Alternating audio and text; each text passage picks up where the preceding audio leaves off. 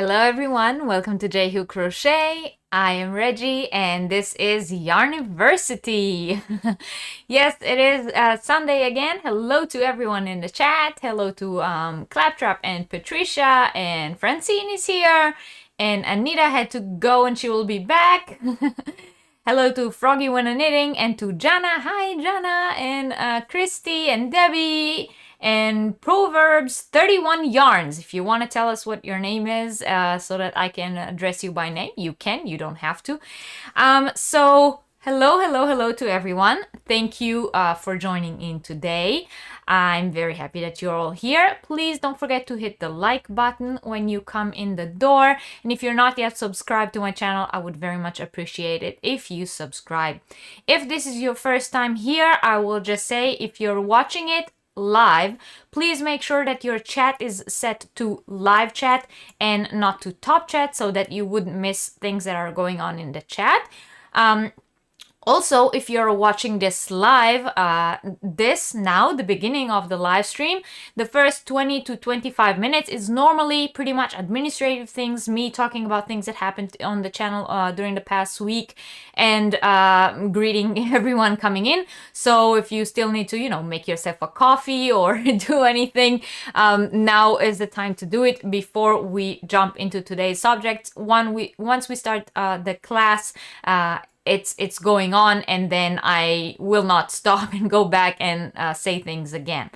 Second thing is, if you're watching this on replay and you're not interested in all the administrative things at the beginning of the video, then you can just skip ahead, use the fast forward, skip ahead to where the class actually begins. It's about 20 to 25 minutes in. That is when we start talking about today's lesson subject. If this is your first time here and you're not sure if you are here with us live or on replay, if you take a look on top of the chat screen that's right next to the video screen, if it says top chat or live chat, then you are with us live. And if it says top chat or live chat replay, then you're watching it on replay.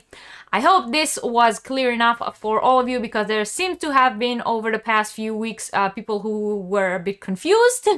I guess, newcomers to Yarniversity, people who started watching us and weren't here for the first few Yarniversities and weren't exactly sure what was going on. So I hope this helped. Hello to Alice, Crafty Chats Cafe, welcome. Hello to Lori, welcome. You have not done your homework. Oh, well, Lori, I hope they can that you still understand what we're talking about today. Hi to Catherine, welcome in. Thank you for being here today. Yes, please don't forget to hit the like button when you come in. Teachers always say that there is no such thing as dumb questions. Yes, there are no dumb questions, but I did mention a few times that because this is a series and one episode builds on another, if there will be questions that are regarding things that we spoke about last week and the answer is in last week's live stream, I will not say that again. It's not fair to people who are constantly watching the whole series that they will have to sit and listen to things again.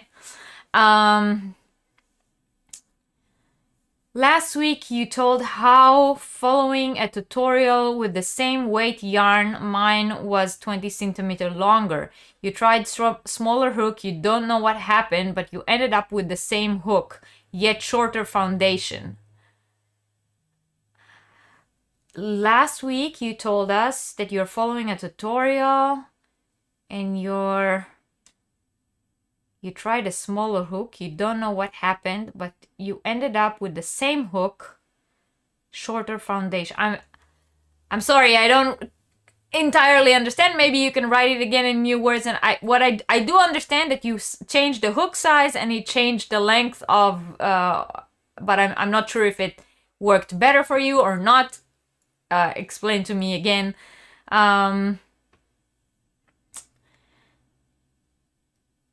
Hi Lizzie, thank you for joining in. People who said that there are no dumb questions have never worked in a retail or tourism. Yeah. Well, okay. If I start telling you guys about my days in retail, we will never end. Okay, so A few administrative notices.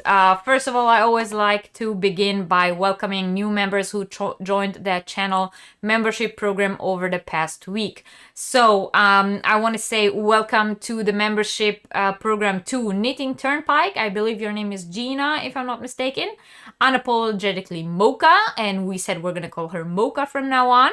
Froggy When a Knitting, and Butterfly Dreams Crochet, which I believe is Jeannie or Gina. So thank you all very, very much for joining the membership of the channel. If you guys don't know what that is, underneath the video next to the subscribe button, there is a little button that says join. If you press that button, you will get a full rundown of what it means and what it takes to become a channel member. You get special perks that other viewers and subscribers of the channels don't get. So if you're interested in that, the join button down below, or there is also a link in the description box. If you can't see the join button, there is a direct link in the description box below, which will take you to the same place. You're a teacher by trade, says Jana. Hello to Jamie, welcome, thank you for coming, and hello to Anvita, and hello to Sandra, good afternoon to you. So yeah, good morning, good afternoon, wherever you are in the world. I am, for those of you who don't know, I live in Germany. It is actually 6 in the evening here, or 10 past 6 in the evening. I don't know if Madonna is here, if she's watching today, if she will join us today, but in honor of Madonna, who said on our 3K celebration on Thursday, she had mentioned that she really likes it when I drink beer and not wine on Yarniversity. So Madonna, in honor of you, I am drinking beer today. Not only that I'm drinking beer, it actually has the German flag on the glass. So cheers to Madonna and cheers to you all.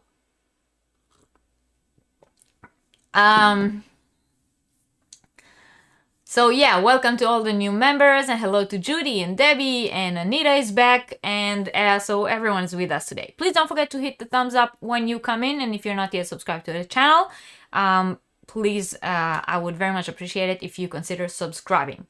The next thing on our administrative agenda is some Happy Mail that I have received this week that I would like to say thank you for. So if you weren't here on Thursday for the 3K celebration, which I think was a lot of fun, and if you are interested in watching it, you can of course watch it on the replay. But we gave away a lot of prizes, and even people who weren't on the live were able to win. So some people who weren't actually with us won. It was very fun to see their reaction when they watched the replay later on. And I have showed some pieces of Happy Mail that I have received, and I told you guys that I have this PO box that I got myself at the beginning of the year after a very long administrative bureaucracy process that I had to go through here in Germany. And if nobody has to send me anything, but if you want to, that address is in the description box below the video. And but nobody told me that they are sending me anything, so I don't know.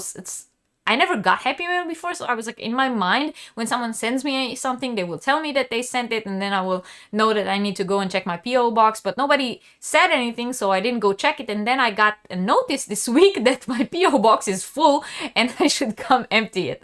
So, I was very surprised and very happy for everything that I have received. So I just wanted to quickly share with you. For those of you who haven't seen it already on Thursday, I got a wonderful, wonderful gift from Sandy from Left is Right Crochet with Sandy. She got me this beautiful hanger, which is custom made for me. It has my logo on there, and it's all in signature purple, and it has different hangers on there, and on the other side it says J-Hook Crochet and more, and it is just beautiful, and it is going on my purple bag. So I just kept it here so I can show it to you, and thank you very much to Sandy. I was very excited to get that. Also, I have received a wonderful Amazon delivery. Someone who wants to remain anonymous, although I do know who it is, but I contacted her to say thank you, and she said, please don't say on camera that I'm the one who sent it, so I will not say, but thank you, you know who you are. She bought something off of my Amazon wish list. That is also in the description box below, and once again, I do not expect anyone to get anything off of there, but some people asked me if I had an Amazon wish list, so I created one, and then this week, I got this. This is a mandala ombre, in these colors. Funny story about that. Catherine, who's here in the chat, already knows. I put one of these in my Amazon basket, and my husband, who bought something else, bought it. And I wasn't like, I told him, I didn't mean for you to buy it. I wanted to keep it for later to look at it again. So I put it in the cart, and he didn't know, so he bought it. So I only had one of these. And then I put another one on the Amazon wishlist so that I will have enough so that I can make a project with them. And now I got the second one off of the Amazon wishlist. And the person who got it from the Amazon wishlist, they don't know that story, which is very funny because they chose to send me this and not anything else. So actually now I have enough. So yeah.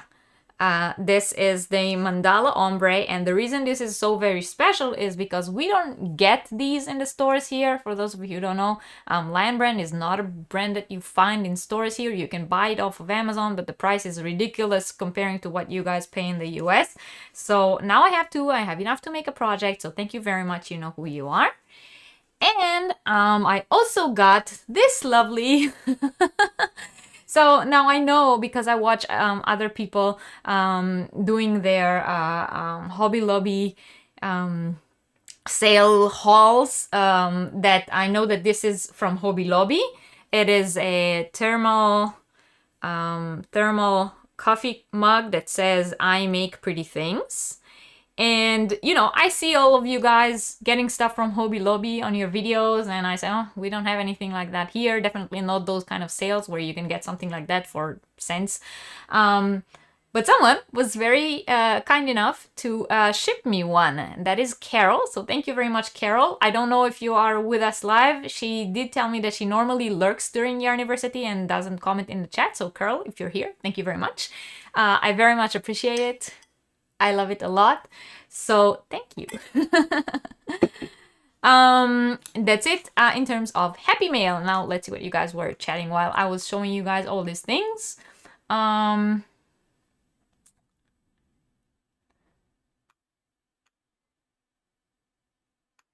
Francie says the first yarn over and pull through determines the length of a stitch. When you pull up your stitches a lot, your work will get longer. Yeah, that is correct. Lori, don't judge, but I put Carolina Reaper hot pepper on my French toasts. Was that intentional? Okay, so Clapper says she started making a dress. The starting chain was supposed to be 80 centimeters. Hers was 100 centimeters. After trying different hooks, you ended up with the same size as the first time, yet your chain is just a bit shorter. That could be due to your tension then. If you didn't change a yarn and it's the same hook, if it's the same size hook but also the same physical hook and not the same size hook from a different company, because that can also be a change, then it might be your tension that changed. Hello, Lashira, thank you for joining in. And Lacey is here. Hello, hello, hello, hello to everyone. Will any of today's info be helpful in designing amigurumis, trying to design an amigurumi yeti? Specifically today, no. I will say just in a second what we're talking about today. I'm glad you all like it. Yes, burgundy is my favorite color, but purple is the signature color of the channel. You guys see it on the logo and everywhere in the channel merch and the channel shops and everywhere. So it was very nice that she printed the logo out and did everything in purple to match it. Hello, Beverly. Thank you for joining in. Judy says she don't feel bad at seeing those things you can't get. Oh, me. I shouldn't feel bad about seeing things I can get. Even in Canada, we can't get anything from Hobby Lobby or Joann's. We only get Michael's and not even everything. Yeah, exactly. I mean, it's a different country, different stores. The same like when I show you guys things that I get in the stores here and you can't get it. But we never have those sales. I mean, those like a lot of stuff for nothing money, we don't have that. There are no sales. Well, there are sales, but they're not real sales. And hello to Toro 8 Star, which I now know is Laurel, right? Am I correct? Your name is I'm sure it is. It's Laurel, right? I think I'm correct. Hello, Christy. Cheers to you. Cheers to Christy. And hello to Angela. And thank you everyone coming in. So like I said, please don't forget to hit the like button. We have 34 people here and 25 people hit the like button. That still means like 10 of you did not do it. So please, it helps the channel a lot. I mention it every week. Whenever you watch a video or a live or anything like that on YouTube, you hit the like button. It helps the creator. It doesn't mean I get more money. It means that YouTube will promote my video more to more people. It's an interaction on the video. Any interaction that you make on the video helps the creator and YouTube to promote that creator more. So hitting the like button is a very simple act that you can make to help content creators that you follow. It doesn't cost you any money and it helps us a lot. So yeah, not just when you watch my lives, any live you go into, any video that you watch on YouTube, just make a little note in your mind. You like that video, it helped you in some way, you want to support the maker, hit the like button. It helps a lot. Okay, so one last administrative thing, or actually two, before we go on to today's subject. So first of all, don't forget 25% off on both Etsy shop and Teespring shop. So if you want to get your Yarniversity swag on like I do today, totally rocking my Yarniversity hoodie, 25% off on everything on the Etsy shop and the Teespring shop. That includes the advance calendars, which will never be on sale again until they go off, the listing will go off. So the listing of the advance calendar on Etsy is only available until the end of May, and this is the only time they will be as cheap as they are right now with a 25% off. So if you are interested in those, now will be the time to get them. Yeah, so code is YAY3K, all caps, and it's also in the description box below. If you need help with that, tell me in the chat. Please do not press buy on Etsy or on Teespring if you entered in the discount code and the total amount did not change. Okay, if the total did not change and you already put in the code, don't press send. Let me know. I will try to help you in the chat how to do that. Maybe you're putting the code in the wrong place. So yeah, 25% off on both of the shops. And last administrative notice of the day, please do not forget if you were here last week and you want to enter into the giveaway of whatever it is that I showed last week during Yarniversity, go back to last week's video. Don't close this tab. Open another tab on your computer or on your phone. Go to last week's video and comment down below. And I did say it has to be a comment that has something to do with the topic of whatever it is that we were talking about last week. So comments such as I was watching, hi Reggie, how are you doing, will not count in the giveaway. But if you were here last week and you have something to say about something that we spoke about, or if you watch it on the replay, don't forget to go back and comment to enter into the giveaway, because at the end of today's live stream, I will pull a winner out of there. Of course, we will have a giveaway today as well, and I will show you what's in it in just a little bit.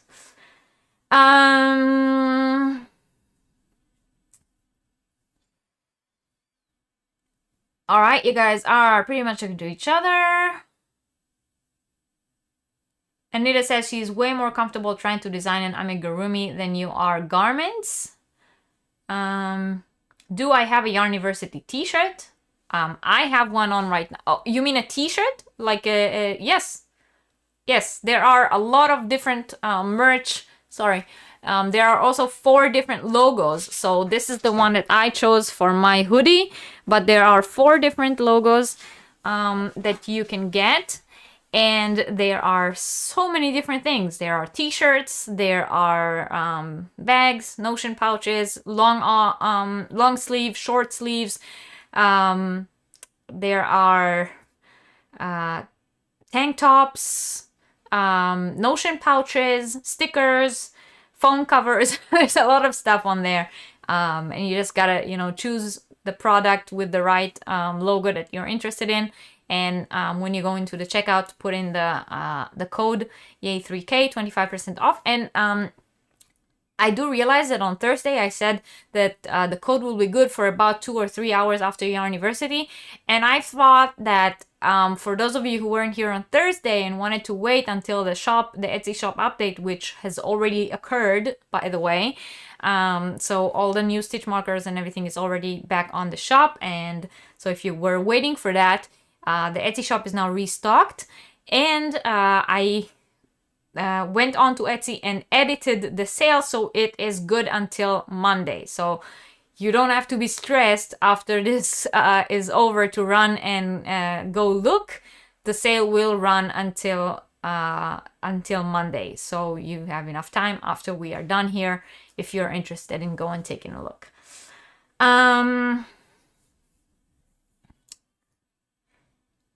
Wish you could take advantage of your sale, but you don't get paid until Friday. Oh, I'm sorry. The hoodie is super cute. Thank you. Anita, by the way, did you get my email that I wrote you back? I see that I got an email, but yeah, it's for you. Okay, I will read it later. But thank you. Okay, so today's Yarniversity is the second part of our design series.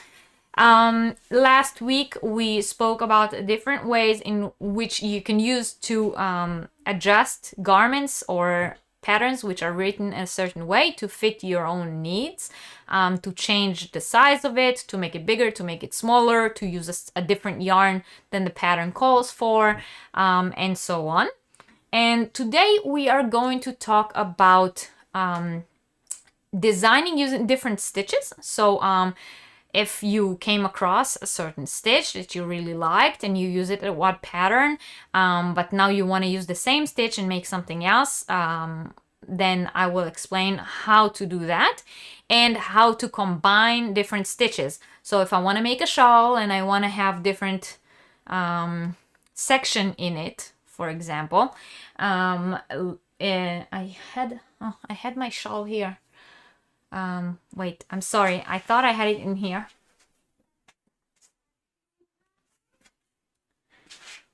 Okay, so this is the Asgard shawl, who is still currently in testing because I made some adjustments to the pattern after feedback that I got from my testers. So if you want to have different sections to your shawl, like for example, this shawl has this section here that is more lacy and then some solid rows. So how do I know what kind of stitches work with what kind of stitches and how many stitches per row do I need in order for the stitches to go along together? So we're gonna talk about that as well. And now, and this is, don't take me by the word because it all depends on how long it will take us to go through the first subject. So the main subject will be working different stitches together or finding a stitch and deciding what pattern to make in that stitch. This will be the main subject of the class. If we go through it fast, then the second thing we will talk about will be pattern hybrids, taking two patterns of the same thing, I don't know, let's say a sweater, and doing the sleeve from one sweater on the body from a different, and so on. So pattern hybrids, I call it, combining two different patterns into one. And that will be the second subject. So, but if we will not get to it today, then next week we will open with that subject. And I do not intend to sit here very long today. For personal reasons, I can't have this Yarniversity be 3 hours long like it normally takes. So I will have to end it a little shorter today. And so it could be that we will not get to the second subject, but then if we don't get to it today, it will be featured in next week's. I'm not going to skip it and not talk about it at all, okay? Okay, so Lacey, what were you saying will be the only time to get the item at this discount price? I said the advent calendar. I said the new advent calendar that I put on the Etsy shop.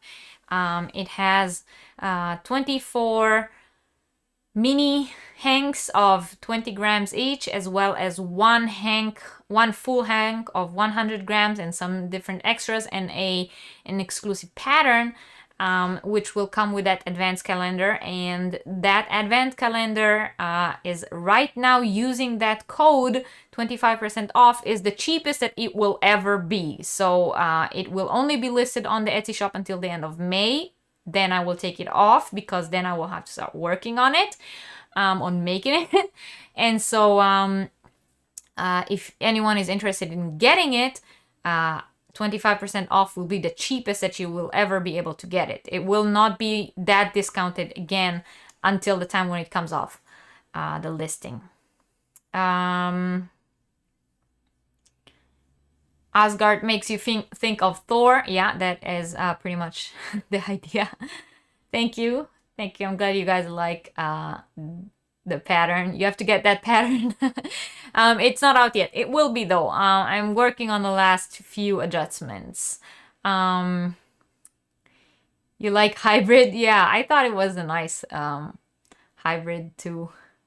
I thought it was a nice term.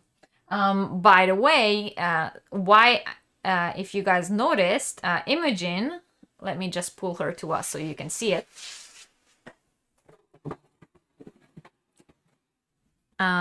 For those of you who were following, when I designed this pattern, the Asgard shawl, Ursula from OM Granny Squares, she was one of my testers, and she said that she would really love to have that as a poncho. And she said the way she would do it is either make 2 of the shawls and sew them together so it will be a poncho, or, like I explained last week, take the poncho pattern, multiply it so it will be a closed circle, and then it's actually not a circle. If you close it, it will be an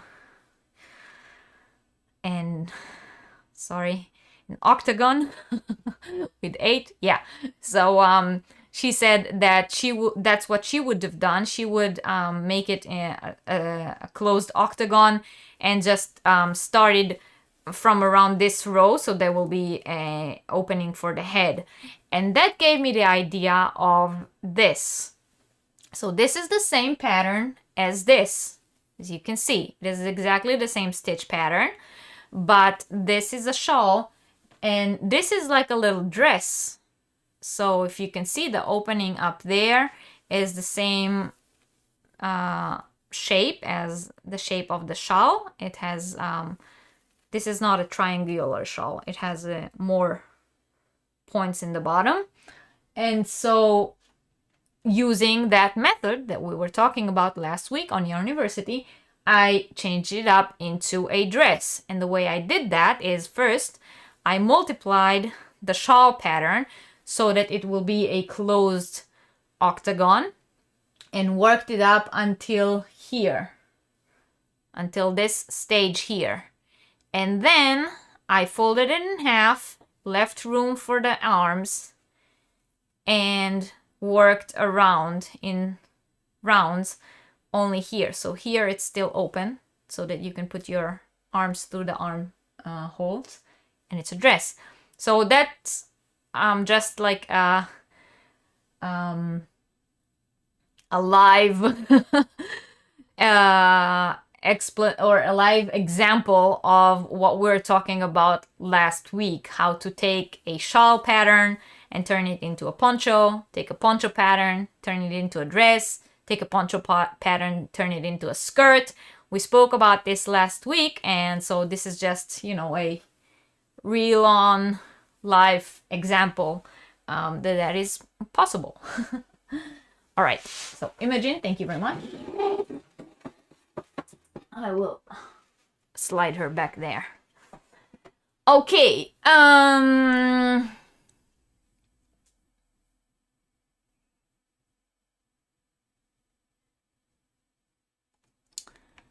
sound better than Frankenstein, which is what you heard someone else call that concept. Oh no, Frankenstein is not the best connotation for that.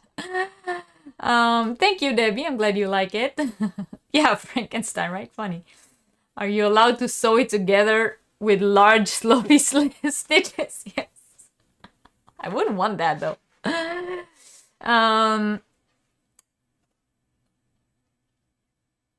Oh, thank you, Lacey. I'm glad you like it. It looks like little aliens. Thank you, I guess. I'm glad you all like the dress. Yes, Laura, it started as a swimsuit cover-up. I mean, that's what I was thinking about. But then, I mean, my concept was make it into a swimsuit cover. But then when I showed it to Ursula, who had the idea to begin with, she said, hey, you make that in like a black yarn with some glitter, and you know, you have your little black dress to go out on the town. I thought it was a nice idea. Not that I go out on a town. It's fingering weight yarn, Jana. It is a Cotton King Twirls Deluxe yarn cake from Hobbii. That specific colorway is not available on the Hobbii website because it came out of a seconds bag. Every once in a while they have those bags of seconds. I think I have one that I can still show you. So you get 4 cakes of yarn. They tell you the yarn is Cotton King's Twirls Deluxe, but it's seconds. It means something went wrong with that yarn. Sometimes it's supposed to be 150 grams cakes, and it actually has a little less or a little more. Sometimes something was wrong with the colors. The colors were faded or came out wrong, that kind of stuff. So this specific cake was a miscoloration. So I know that you can find a cake that goes from deep brown to white on their website, and you can find a cake that goes from white to deep red on the website. And I think what happened with this specific cake is that the 2 colorways were somehow put into one cake, but that is not an available colorway on the website. So if you will not find that specific one, but the yarn is Cotton King's Twirls Deluxe from Hobbii. It's 100% cotton.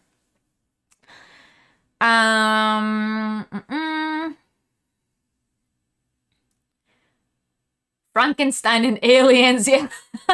People who are new here, please don't run away. That's just who we are.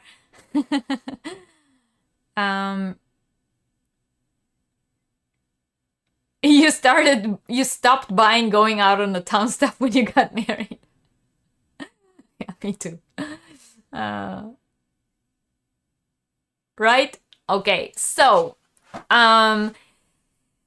okay, so now we are a little over the 25 minutes that I promised in the beginning, but that's, you know, just because I think we spoke about things that actually had to do with last week's subject.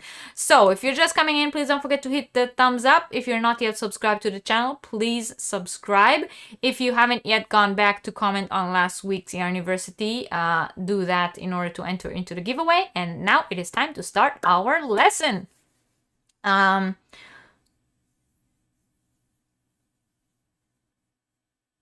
That sounds good too, Jana, yeah. Used to buy second choice Perlin? There was nothing unbeatable about them, just didn't match the standard. Oh, yeah. I mean, as long as, you know, I I love it when Hobby puts them out. It's normally like 4 cakes for 40 euros or something like that, which makes 10 euros a cake. And the normal price for these cakes on the website is like, I think something like 18 or 20. So it's almost half a price on the cakes. And the only thing about them is that the colorway is not the right colorway, or there's like a few more or a few less meters on the cake. So it doesn't bother me. It's still the same yarn, still the same quality, and I like it. And I actually love that sometimes you get colors that you wouldn't otherwise get. It's like one-time colorways, like these one of a kind. So I like that, just like the dress.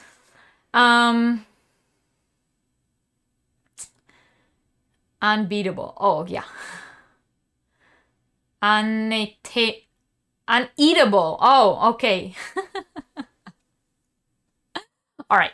So I think I've said everything that should have been said before. So now we can start talking about matching your stitches.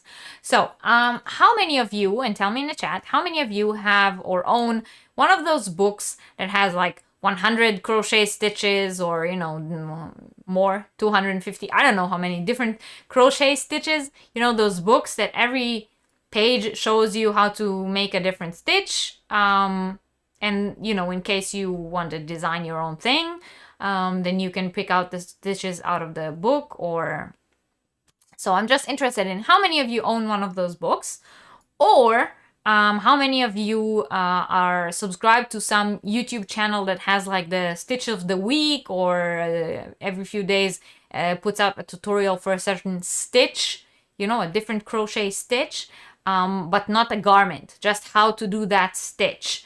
So I'm interested in knowing how many of you either own one of those books or follow one of those channels. Okay, Catherine owes one. Judy has 2 of them.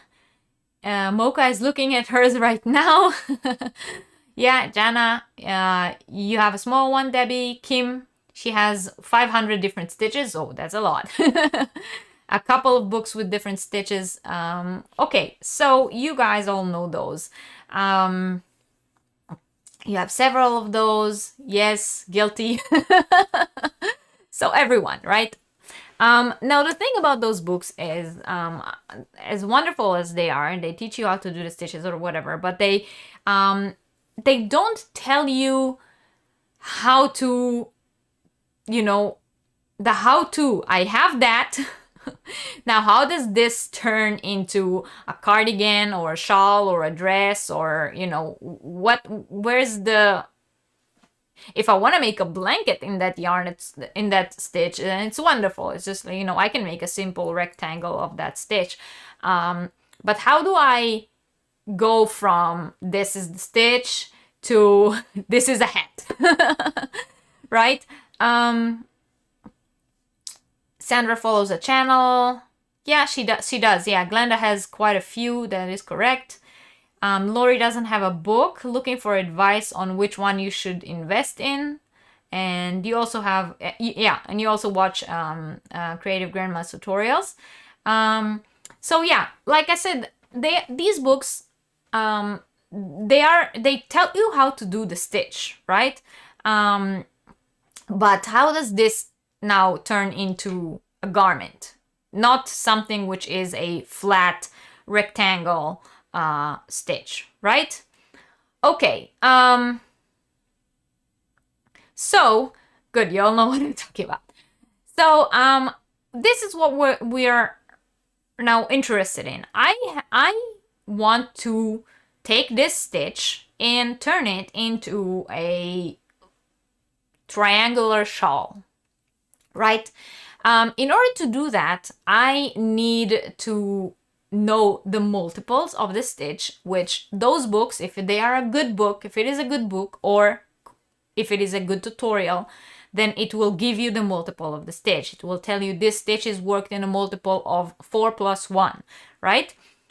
So if you have that, then you can use the information that we spoke about last week. Take a different shawl pattern, you know, and instead of using the stitches that the shawl say, you change them up into the stitch that you want to use. So I will explain. I know it sounds like a lot, but I will explain.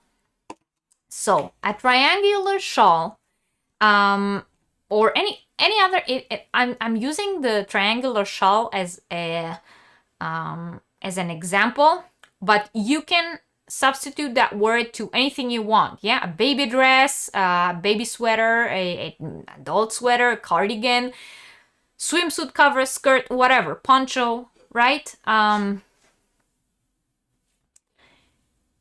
Yes, well, Jana, exactly. Turning them into a blanket is easy, but what do we do onwards with it, right? So so now I want to know how to turn it into something else. Now, if I have a different pattern of a, again, shawl, baby dress, skirt, poncho, all the stuff that I just mentioned, and I want to use the stitch that I have, make that, let's say vest, yeah, vest or cardigan. I want to make that cardigan, but I want to make it, instead of that stitch it's in, because I really like the shape of this cardigan, but I do not like the stitch, for example. Yeah, but I want to use one of my stitches that I have in my book, which I really love and want to try out, and make that cardigan in that stitch. Okay, so how do I start? And that's, again, for whatever piece of clothing that you're interested in making. The first thing we need to do is match the stitch multiple. So if it's a good book or a good tutorial, like I said, it will tell you what the multiple is. It will tell you, in order to make that pattern, you need so and so stitches per, or so and so stitches per repetition of the pattern. And if I have a cardigan pattern that says it begins with 60 stitches, 60 stitches is, or 60 chains, yeah, chain of 60. But that is okay for the specific pattern that the specific stitch that pattern is good for. My stitch, the one I want to use, does not work with 60. It needs a different multiple.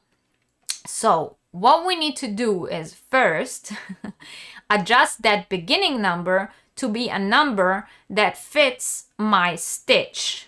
Now that is very, very simple.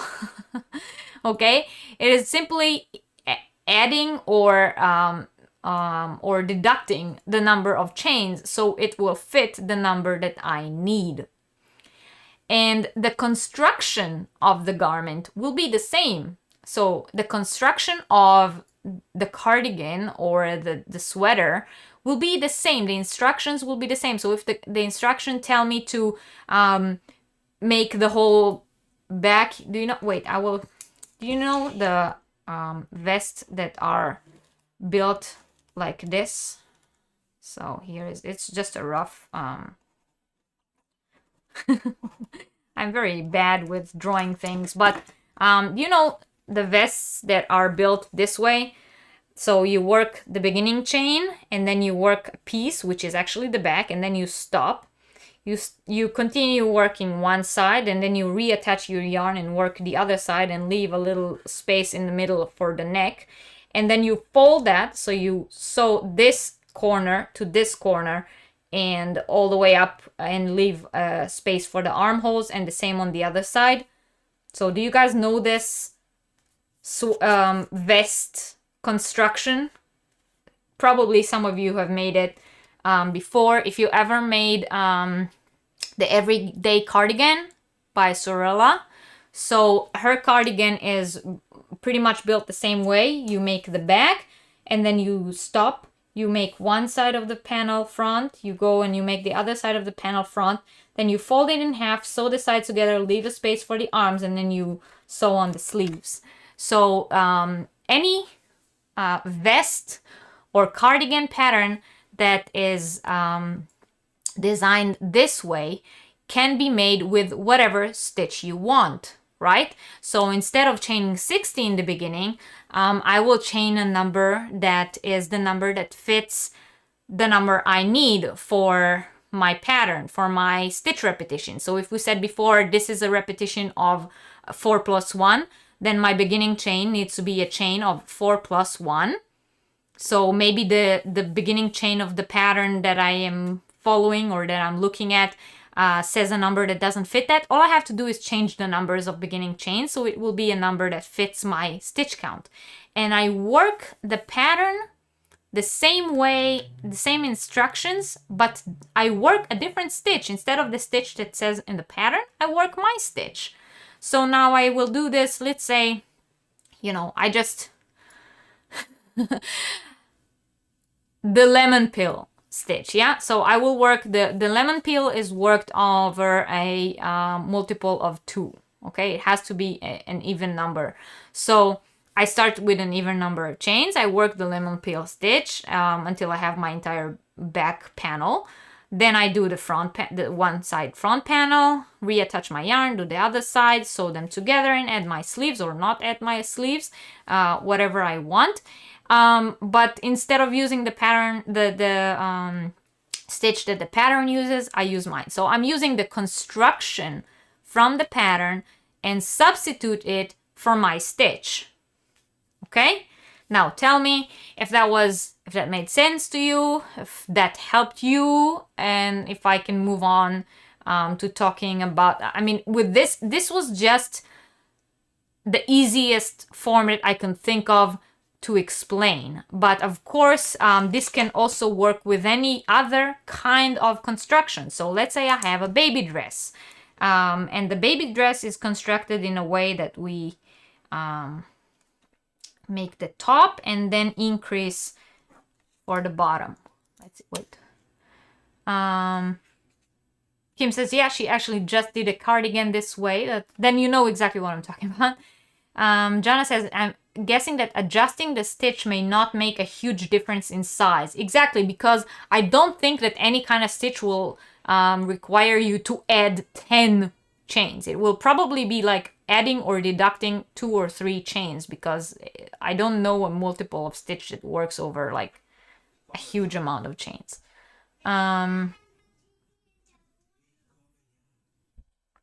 Hi Reggie, I'm out and about but listening well. Oh, thank you Dee, thank you for being here, I appreciate that.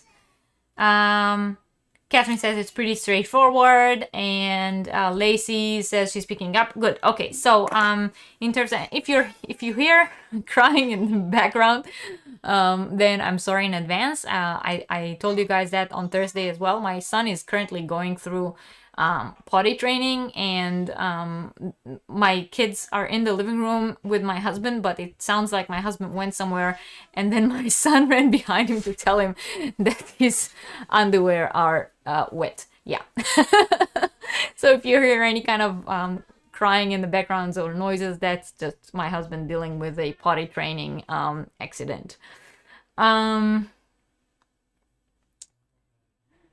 Lacey says she's using Sorella layout for a sweater from her daughter right now, actually. See? Then you understand exactly what I mean. Okay, that makes sense. Good, good, good. Okay, so now the next thing, for example, a baby dress. Yeah, so let's say it's, 1 second, we have a question. When you do this to a pattern, we're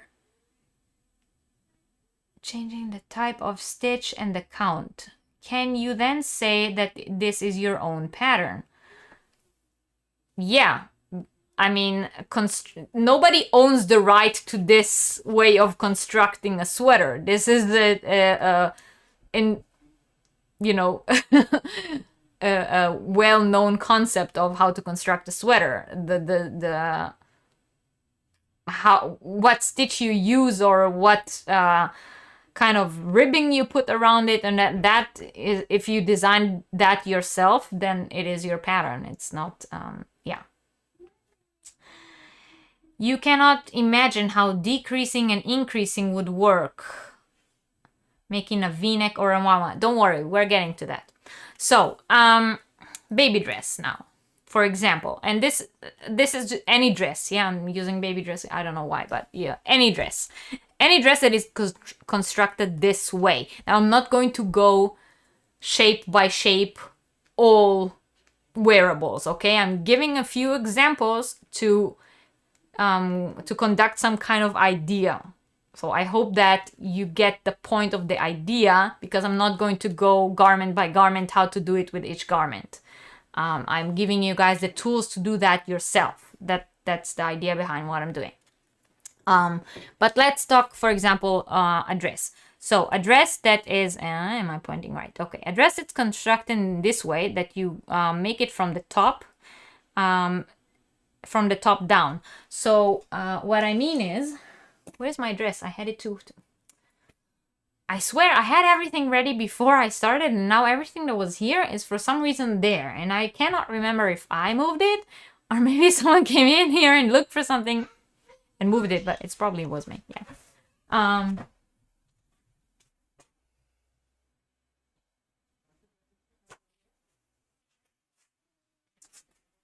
So please excuse me.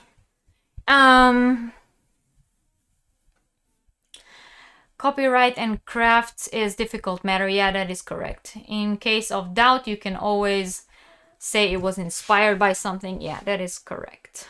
Okay, so baby dress. And we are talking about, this is the Abigail Fairy dress. This design is by Crystal Riley Watts, who's a good friend of mine, and she asked me to do the video tutorial for this dress. So if you're interested in a video tutorial, it's on my channel. If you're interested in the written pattern, you can find it on her Ravelry and on her Etsy. Crystal Riley Watts. Wonderful, wonderful designer, and she has a lot more, many more designs. Okay, so the Abigail Fairy dress, or any other dress that is constructed in this way. When I say constructed in this way, I mean that it starts with a beginning chain that is actually the top of the dress, and then you work to increase the yoke, and then at some point you fold it in half and start working in rounds, just like I was telling you guys about this dress. So any dress that's constructed in a raglan style, which means you start from the top, work in rounds until you have the yoke ready, and then you attach it or fold it in half, attach it together to create the armholes, and then work it down. Okay, so any pattern that is designed this way, I can take an existing dress pattern, any dress pattern for that matter, work the top the same way that the pattern tells me, but change the stitches. I can change any place that says double crochet, I can choose to do a bubble instead. Any place that says bubble, I can choose to do something else instead. All I have to do is make sure that all in all, in the round, I have the right number of stitches to work my chosen stitch. So if my stitch works on a multiple of 4, I need to have a multiple of 4 all the time. And when I increase for the yoke, I have to make sure that every time I increase, my stitch count remains a multiple of 4. And then my stitch will work through the yoke. Okay? Same way with the body. Let's say I want the same top of a dress that I already have, but instead of that skirt, I want to do a different skirt. Okay? So I can make the same skirt, the same shape of skirt in any other stitch that I want, as long as I keep the increases in the amount that keeps the stitch multiple working. Okay? I hope that made sense. Please tell me if it didn't. Jana says she does that with recipes. If she changes, adds, or omit an ingredient or two, you says it's inspired, but it is mine. Yeah, well, I mean, I do that with recipes all the time. I mean, I have a recipe, and I do it a lot with cakes, mainly. If I don't have some ingredient, or if I have it, but I just choose to use something else instead. It doesn't mean that the new recipe isn't my recipe, but it's something I made and not something that was written in the book. And you can do that with crochet as well. You are allowed.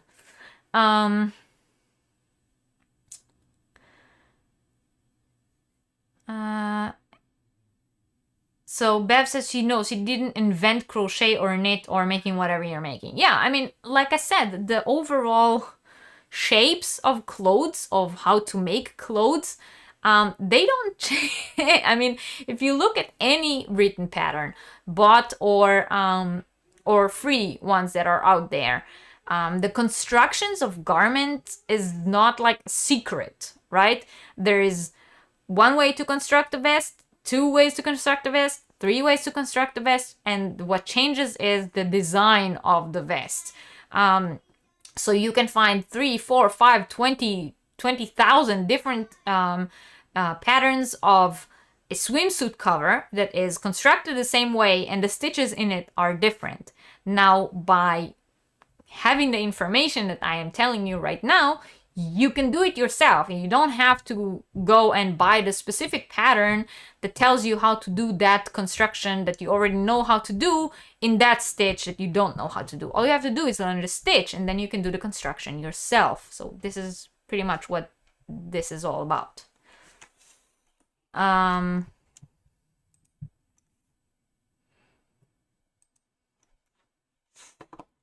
Sorry, I lost the chat for a second. Debbie says she's not very experienced at wearables, but you're trying to follow. Okay. I hope this helps somehow. And I hope that you do one day put your hands to wearables, and yeah. You've been making American Girl doll clothes for your niece. It helped me understand how clothing designs work quicker and cheaper as you work up to make it. Oh yeah, you make it, yeah, if you make it to doll size and you don't work as long, but making it bigger is the same concept pretty much. That is a good way to practice. Yes, definitely. All right, so if you're just walking in, if you just joined us, please don't forget to hit the like button if you haven't already. If you're not yet subscribed to the channel, I would very much appreciate it if you consider subscribing. We are talking about how to use take whatever stitch that you want and apply it to whatever pattern you want. So how to take a vest pattern that made in one stitch and make it in a different stitch, how to use the construction of a garment, but change the stitches that we are using. That's what we're talking about right now. We have 25% off using that code on all Etsy, on my Etsy shop and my Teespring shop. Links are in the description box below. Code is YAY3K and it will be good until Monday. And in a little bit, I will show you guys today's giveaway, but if you haven't yet commented on last week's video for that giveaway, then don't forget to do that. And if you're joining late, say hi in the chat so that we know you're here. Yeah. All right. Question. If you have a repeat that is a multiple of 4, then do you usually increase a row by 1 or 2 of that multiple?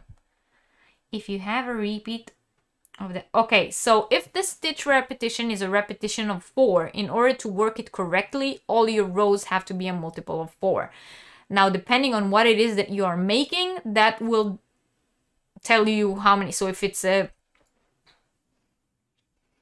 raglan dress, where you increase every row in order to get that,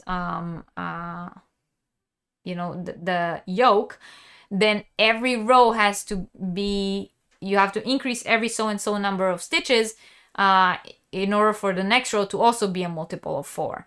But if you're making a shawl, a triangular shawl, and you need it to be constantly a multiple of 4, then you need to begin with a certain amount of stitches that is a multiple of 4 and then increase by 4 or 8, so one of the multiples of 4 every row, in order to keep your stitch count correct.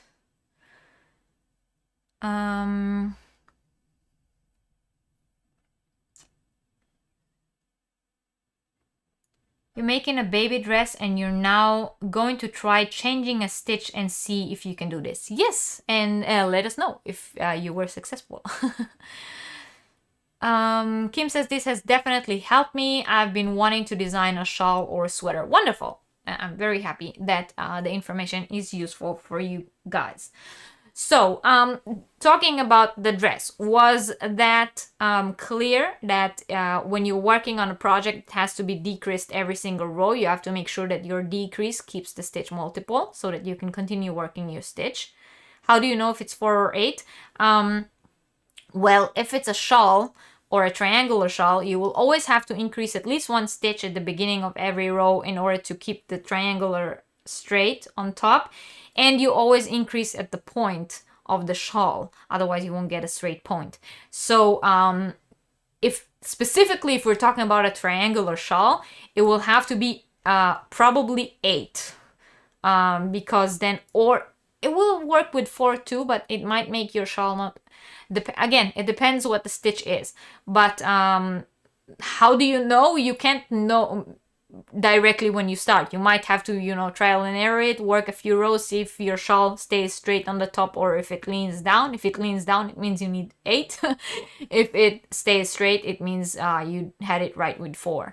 But yeah, well, anything that you design is a trial and error thing. Whenever you're not following a pattern that someone else already designed, which is, the reason we are here right now. So there is no sure way to ensure that it will work right from the beginning. It can be that you will have to take it apart a few times in order to figure it out, but it will definitely have to be a multiple of 4 in order to keep your stitch count. Hi Renee, welcome, thank you for joining in.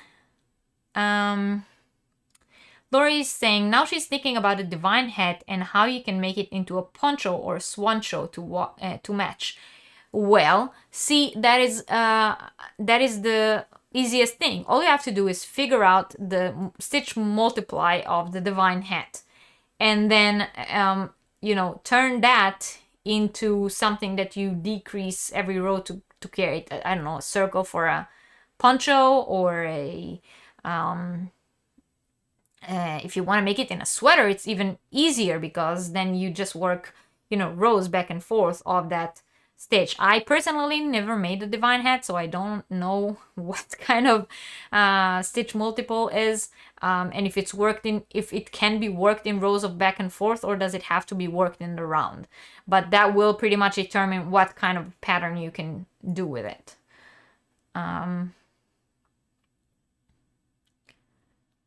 It's very abstract to me. I usually only understand when I'm doing it. Okay.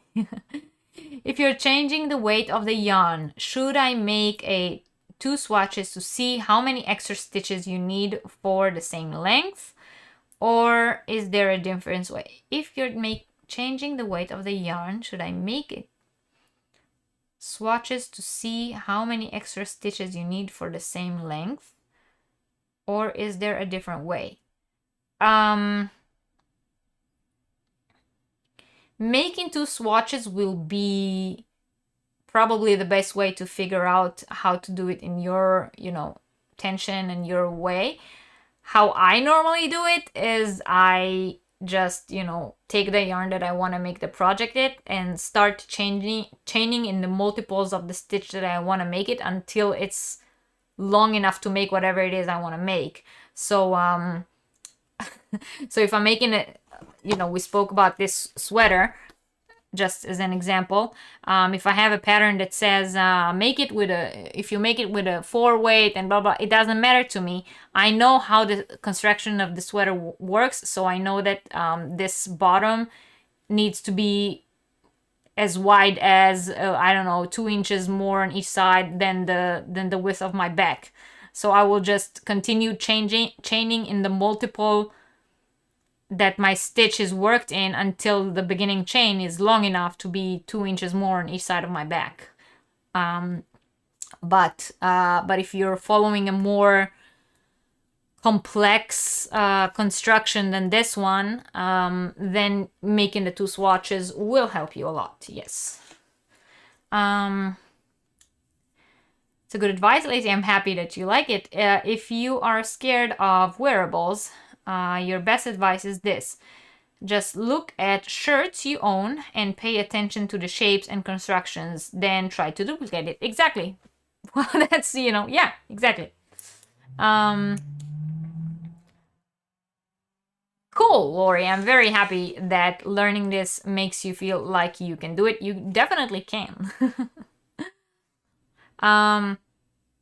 All right, I don't know who the 6 of you who did not hit the like button are, but please do. That helps me a lot. It helps YouTube know that we are here. It helps YouTube promote this live stream to more people, let them know that this class is currently taking place. Maybe more people who are not yet subscribers of the channel will suddenly have it in their feed and come in and it will be interested to them.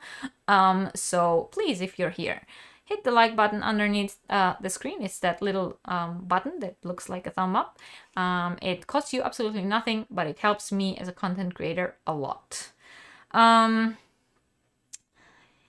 Lacey says she noticed that many people get really caught up on the chain or stitch count. This is important for certain stitches, but if you are using like single crochet or half double crochet, it does not matter. Exactly.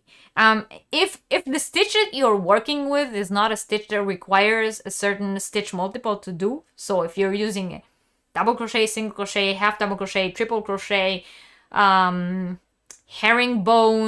any stitch that is, a repetition of one stitch, you really do not need someone to tell you how many stitches to begin with. All you have to do is measure, the length that you need your beginning chain to be. But if you're working with a stitch that requires a certain stitch multiple, the simplest, even if it's a stitch multiple of 2, double crochet, single crochet, double crochet, single crochet, and on the next row, double crochet in each single crochet and single crochet in each double crochet. That will only work if you have an even number of stitches. Same with, I don't know if you guys know the arrowhead stitch. It's a multiple of 4 plus 1. And so if it wouldn't work if I have more or less than that. So knowing the stitch multiple will help you determine how to begin the garment. Do I need to start with a certain number of chains? If I do, something that needs to be increased, like a poncho, a dress, a skirt, anything that starts with a certain chain and every row increases in order to flare out, then I have to keep track that my increases every row make it possible for me to keep the stitch count in the next row. Otherwise, I won't be able to work my stitch. It's also right for cardigans, which are constructed a different way than this. So if you have a cardigan, sorry, I'm going to draw again and you guys will excuse me. So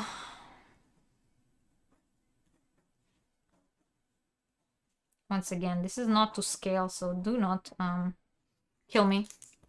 But let's say I have a cardigan that's constructed, or a sweater or whatever, that's constructed this way. We make the back and the front differently, right? So we first make the back, and then we make the front, and then we sew them together. Still, to begin, I will have to chain a certain number of chains here and here, and that number of chain has to work with my stitch multiple. The only difference will be when I get to here, to the point where now I only work short rows, I have to make sure that when I decrease the number of stitches that I leave here in the middle for the neck, I still have enough in both sides so that I can still work my stitch multiple, and I don't have any stitches missing, so it will mess up my total look.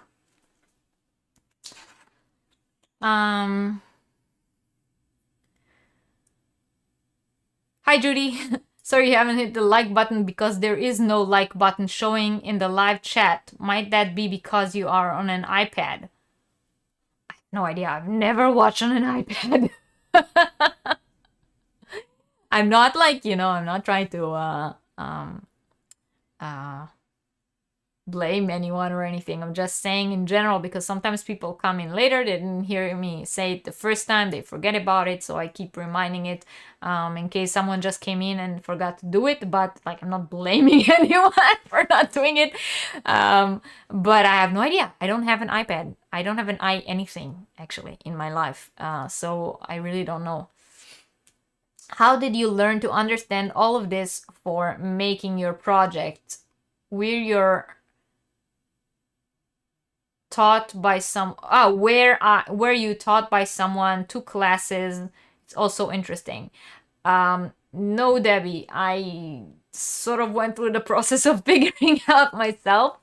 I have always been interested in fashion design, so there are some sort of clothing constructions that I did know from before, from different things that I did in my life. I was in theater and drama for quite a while, so worked with costumes. I worked backstage on a few productions.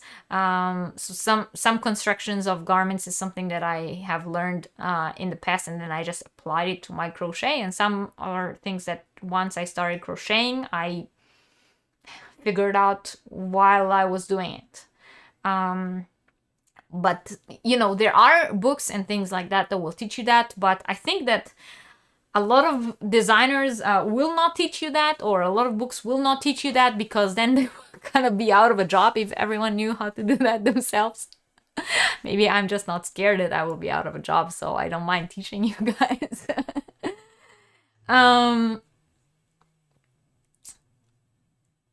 Lacey says to Judy, if you close the chat box for a second, you will be able to hit the like button. Oh, thank you, Lacey, for that information. I did not know that. If a pattern starts that the multiple is 4 plus 1, is that just for the chain because of the turning chain, and the rest is a multiple of 4? I don't know. It depends what the stitch is. Some yes, some no. So, but again, that is really depending on what is the stitch. Sometimes the plus 1 in the beginning chain, or let's say this way, if it tells you it is a multiple of 4 plus 1, then normally the plus 1 is the turning chain. Normally. But sometimes it is a pattern that has to be worked where at the end of each row you have one extra double crochet or something like that. And that's very individual to different stitches, so I cannot say something that is like including them all.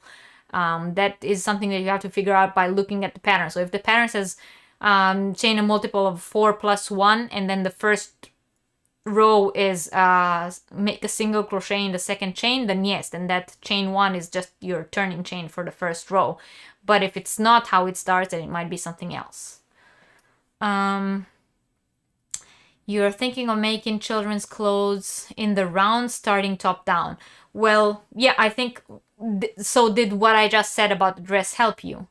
Hi, Veronica. Hi, welcome. Thank you for joining. And hello to Shashi Stitches. Hi, happy Sunday to you. Glad you're here. And HD is here from Handmade Designs. Hello. Yes, I am self-taught.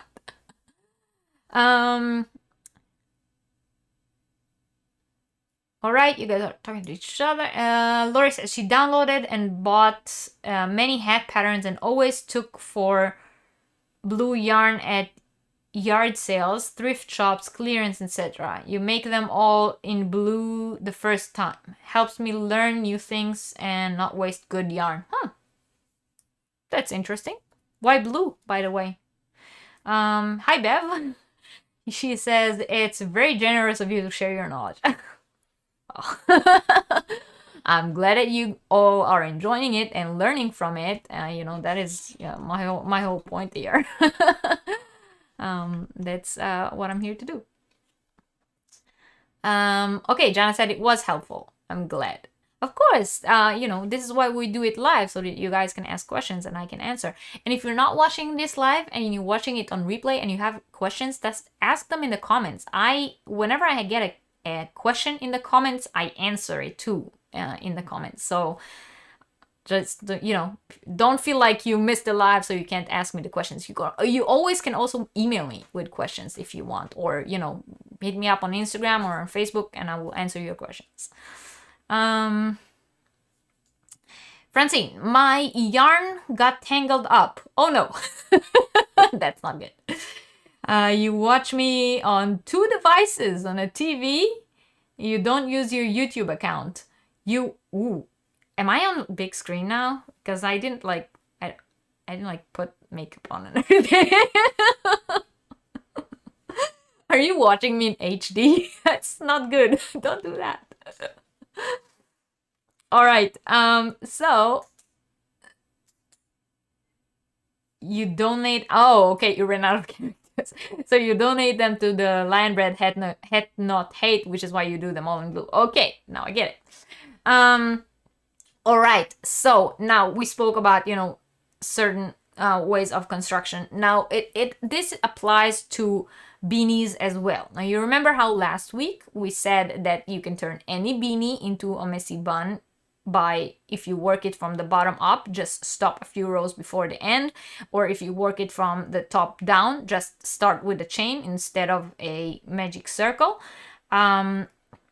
So in the same way, you can apply pretty much any stitch to become a beanie, right?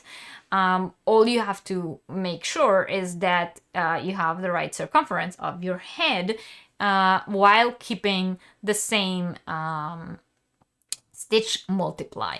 So the easiest way of making a top down beanie in whatever stitch that you want is working the increases until you get the right number that you want and it lays flat on the crown of your head, and then work the stitch all the way down to the bottom. That will, however, give you a hat that has the stitch all the way around, but the top of it is just regular double crochets or single crochets, and it may not be exactly what you want, which is why I prefer to work my beanies from the bottom up. The way you work beanies from the bottom up is you work the brim, and then you close it together, and then you work in the round until your hat is long enough, and then either you decrease for the crown or you just pull your yarn through all the stitches and close it up at the top. So if you work your hats that way, the way that I just explained, then all you have to make sure is that on your first round, after you did your brim, you have the right number of stitches to work your stitch multiple, and then you just work it around until you have the right length, right? So hats is actually the easiest thing to apply any stitch you want to. Oh, Debbie. Cheers, Debbie. So Francis says she thinks cardigan or vest would be good to start designing. Yes, Francine, this, what I was showing you guys before, this shape of vest or cardigan, it's the easiest thing ever. All you do is you chain your beginning chain, which needs to be like maybe a little, depending on how much ease you want to have in your cardigan or your vest. Your beginning chain, you change the length that you want, so maybe, I don't know, 2 inches of ease of each side of your back, and then you work flat until you get the length that you need. The length that you need is how long you want your cardigan or vest to be when you hold it to your neck, and this will be the length of it going down. And then it might be easier for me if I hold it this way.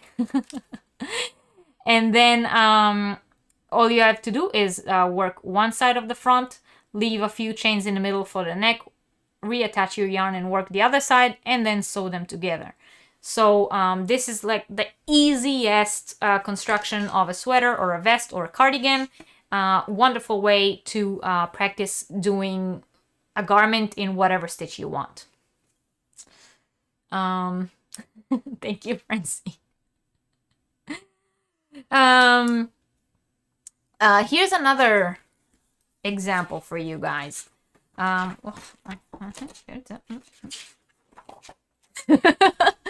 So a bat wing sweater. Right. So a bat wing sweater has a trapezoid shape.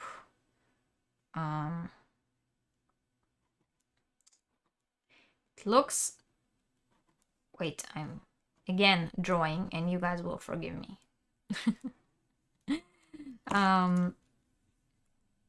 I should have probably drawn this earlier, so please excuse me for not being 100% ready for today's live stream. Okay. Hi Nancy, welcome in. And hello Mare, thank you for joining us. So, batwing sweater. Please ignore, let me hide it somehow. No, that was not a good idea. Okay, I will use my hand to hide it. Please ignore the bottom right now. A batwing sweater is something that has sort of like this shape. So this will be the bottom for your waist. Okay, don't mind the fact of how I drew it, but the bottom will be your waist, and then it goes and gets wider and wider and wider, and then you have your armholes, and the top is like, this is where your neck will come out. Yeah, here. So the easiest way to make a batwing sweater is to crochet this shape. So this will be the beginning chain that you chain, which is the width of your waist. And then you will work up, increasing on the beginning and end of each row until you get the width of your arm length. Or let's say until you get to under your armpits, okay? And then you work back and forth rows to keep it the same size while creating the neck opening in the middle. The way you create your neck hole in the middle is you work the row of the neck hole until here, and then you chain the amount of chains that you want for your neck opening and skip the same amount of stitches and reattach your yarn here and continue working the row normally, and then the next row you work into those chains. So that's how you create your neck opening. And then of course you continue working until the sleeve is the same length on both sides of the neck opening, and then you decrease until you get back to the length that you had in the front, and then you fold it in half so it will have this shape, and sew. So you sew this side and the same on the other side, and of course you leave everything else open because this is where your body will go in and your arms will come out. So to create this shape, all you need is a stitch count that can be increased in the beginning and end of each row, and then decreased again on the other side. So you can make this in any stitch you want, pretty much.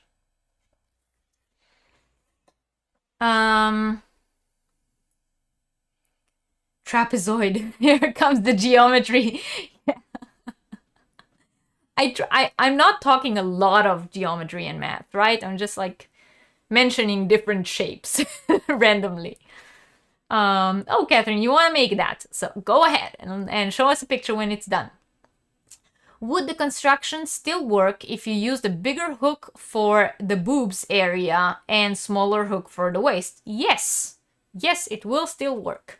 It will have maybe a different shape because of the different hook sizes, but it will still work. The drawings help so much. You know some of this from experience, but it gives me confidence that I can understand and learn even more. I'm happy that that helps. So in general, a good tip when you want to start designing your garment is to always first draw down, even in the simplest way like I'm doing now, draw down on a piece of paper how this piece will be constructed. So what will I crochet, what shape will I be crocheting, and what shape will be created by me sewing pieces together. So what will be a part of the crochet process, and what will be sew later once it's done kind of process. That helps you put things in order in your mind. Let's say you have a 3-stitch repeat. How do you increase 2 stitches per row? No, I did not say you increase 2 stitches per row. I just said you have to increase in the beginning and the end of the row. You can increase at the beginning of, you can increase 3 stitches in the beginning of the row. That means that you do 2 stitches in the first chain, 2 stitches in the second chain, 2 stitches in the third chain, and you just increase 3 stitches on one side, and you do the same on the other. You don't have to only increase 1 stitch in the beginning of end of every row. I'm just saying that the increases need to happen at the edges of the row and not in the middle, otherwise you will get a different shape. You could make a poncho like that, yes.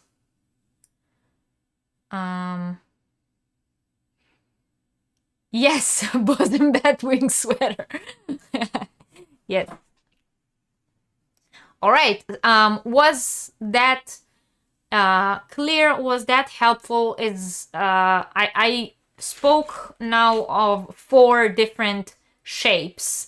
Like I said, I'm not going to cover all the shapes, but I hope that the 4 shapes that I did mention sort of helped you learn how to apply it to any shape you want. Exactly. You increase 6 per row. Yes. 3 in the beginning and 3 in the end, so you'll still keep the multiple of 3.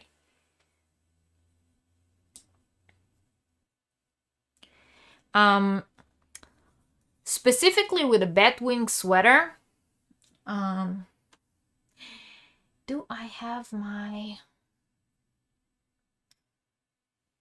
I don't have it here. I think I already gave it to someone. But those of you who happen to have my Fields of Leyden shawl pattern, it is a trapezoid shaped shawl, and you can very easily turn that shawl into a batwing sweater or a poncho. It has the trapezoid shape, and all you have to do is work a few more rows and then increase the same way that you decrease the same way that you increased on the other side. All right, Debbie says she understands a lot better, and Catherine says she got it. You feel dumb. No, don't feel dumb. That's what we're here for. That is what we're here for. So I will give you guys a few seconds in case you have questions that you want to ask. I will say cheers to you guys. And in the meantime, I will show you what will be in today's giveaway. So for today's giveaway, and once again, this is when this video goes back into replay. So after the live stream is finished and the video goes into replay on YouTube, then you come back to the video and you comment down below. And just like last week, I want you to comment something that has to do with the class, something that we spoke about that helped you, a specific subject that we talked about, or something specific that I mentioned that you would like to try or apply to your work, or a specific tip that I gave that like lit up some kind of bulb in your head. So it has to be a comment that has to do with something that we spoke about during the class, okay? So leave a comment down below, and that will enter you into next week's giveaway, where we will choose the winner out of this week's stream. Okay, so what you can win this week. We have this set of minis. There are 6 minis, 10 grams each, and they are 96% acrylic and 4% polyester, and the polyester is that glitter that you see here. Can you see that they all glitter? So they are glittery minis, set of 6. So that is the first thing. And to go with it, very special today, you will get this tote bag It is from Hobium, so you guys know that I've had this for a while. I didn't use it though, but I did find it at the back of my closet when I cleaned it up this week. So it's brand new, but I've had it for a while. It's a tote bag with the fox that's knitting, and on the other side it says, "All you need is love." So that project bag will go together with the set of minis. And to top it all off, we have this wonderful, wonderful hand cream from Yves Rocher.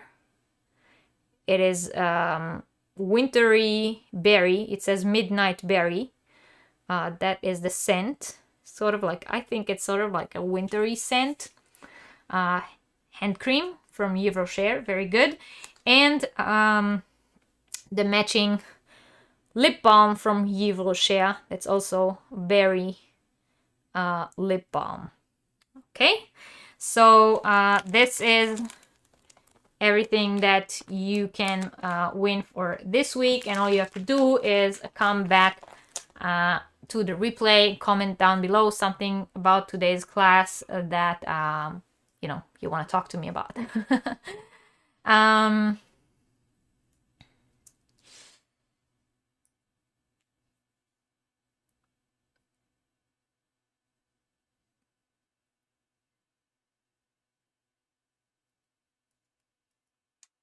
Why aren't my comments moving? Okay, now I am moving.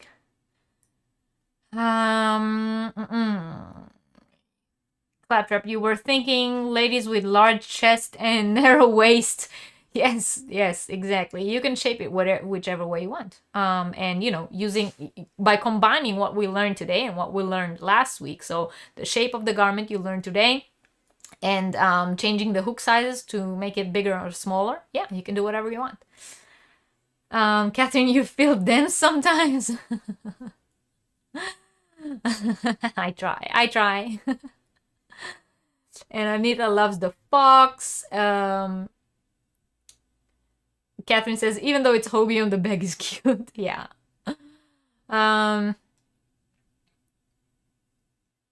Okay, Anita. Lori says she knows what I mean. Technically have an hourglass shape. It's just a really wide one. Fitting your chest and hips sometimes makes you look boxy. Well, now you know how to shape your garments the way that they will fit you the best. You need that lip balm. Hi, Kim. Welcome. Thank you for joining in. So yeah, to everyone just joining in, we were talking about different shapes of garments and how to apply the stitch that you want to make to different shapes and constructions of different garments. And I will just remind you all, 25% off on everything that's on the Etsy shop. Yes, including the yarn advents calendar. 25% using that code, only good until Monday, and also on the Teespring shop for all of the Yarniversity swag. So if you ever wanted to get yourself something, now is probably the best time. Also, I said I just finished showing what's in this week's giveaway, so don't forget to come back and comment on the video something about today's class that was the most helpful for you. Don't forget to hit the like button. If you're not yet subscribed, please subscribe to the channel. If you want to join our membership program, the join button down below, or if you can't see the join button in the description down below, there's also a direct link to take you there.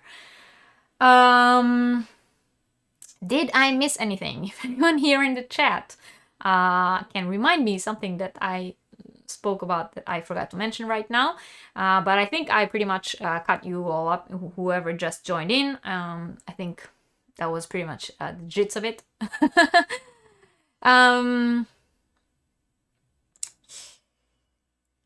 Nancy says she did that with a top. It followed the tutorial and went up on the hook size and kept trying it on. Yeah, well, Nancy, that's that's pretty much what we were talking about last week, about how you can change the size of a certain garment just by changing different things like the hook size, the yarn, the stitch count.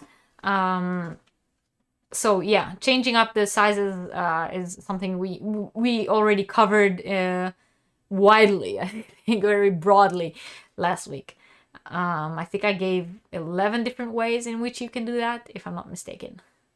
Yes, please don't forget to hit the thumbs up. Thank you, Debbie. Shaping your garment would mean narrow at the top and wide at the bottom. Well, we all come in different sizes, which is why, and I will say it a lot of times during this Yarniversity series, during this design series, if you are a designer or have aspiration to become a designer or are designing something for the first time on your own, please do not give exact sizes. Give your users, your pattern users, the information they need in order to size it the way they need it. If you give this amount of stitches for small, this amount of stitches for medium, this amount of stitches for large, it might work for you, but it will not work for everyone as a general. We are all built different. Two people that wear the same size clothes don't have the same size body. That's just how life works. Which is why, please, if you are a designer and you're watching it right now, please, please, please, design your patterns in a way which allow people to size it themselves and not with a specific stitch count that will not work if they do it otherwise. So, yes, you have a lip balm addiction, Mare. Well, now I know what to send you. Hello to Anne from South Africa. Thank you for joining in. Welcome in. Good evening to you and cheers.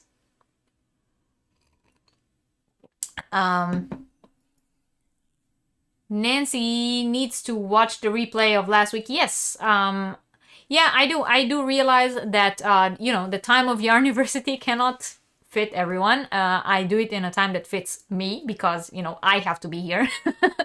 You all don't have to be here. You can watch it on the replay, which is what replay is actually for. But, it has to be a time that I can sit here and talk to you guys, which means it has to be on the weekend and on the evening, my evening. So, if it falls on a time that's not comfortable for you, you can always come back and watch the replay. The information is always there. And if you have questions, you can always ask them also in the comments. You can also write me an email. You can write me on Facebook or on Instagram, and I always answer. So don't feel bad if you came in late or if you have to leave early or if you weren't here at all. That's fine. That's what replay is for. The video stays up there. It stays on YouTube for you guys to watch. Did you see the Chupa Chups lip balm you added to the giveaway? Oh, Catherine, I saw that. Lori says this series is definitely going to help me make better use of the crochet magazines full of yarn weights I don't have or don't want to work with. Yes, Lori, definitely. When you go by measurements, then all different yarn weights can be used. Exactly, Jana. For someone like me who loves to work with fingering weight yarn, it's very annoying when I get a pattern that says you need 4 weight. Well, I almost don't own 4 weight. I mean, I own some, but not like enough so that I can now choose out of it in order to make a project.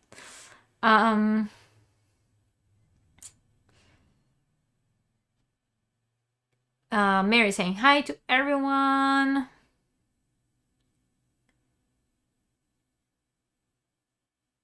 Yes, what happened?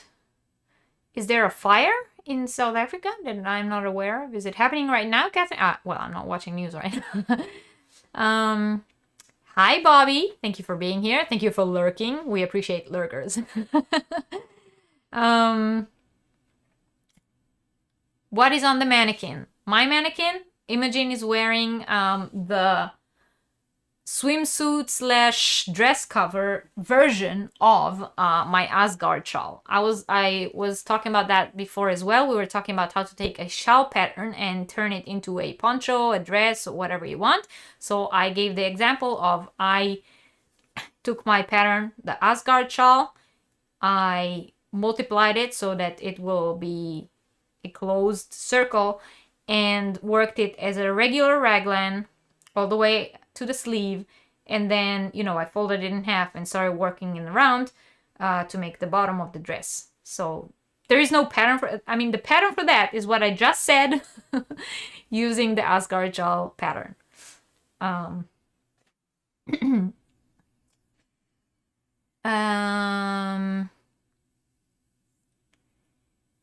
Lacey said it's gotten to where she doesn't like to use 4-weight for garments because it is so stiff and bulky.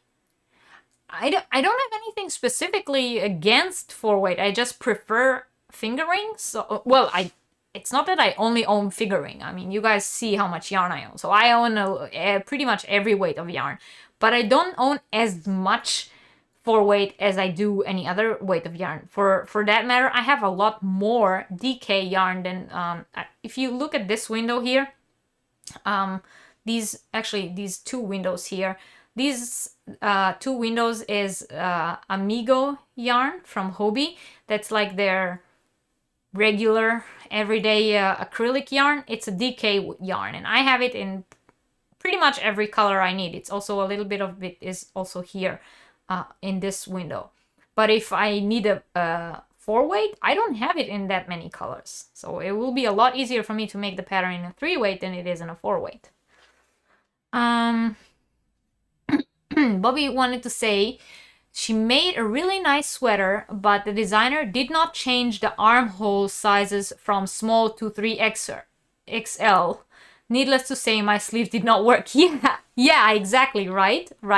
That's why, as a designer, you want to write your pattern in a way that allows your user to do it the way they need it and not the way you think it is. Because even me as a designer, I mean, I wear small, medium in my clothes.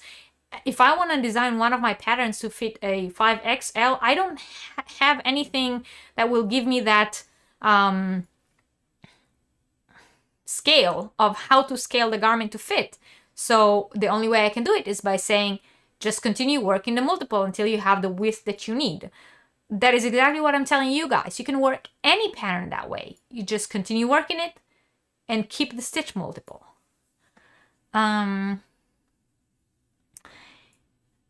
happening right now. Oh, I am ashamed to say I don't watch the news as much, let's say it that way.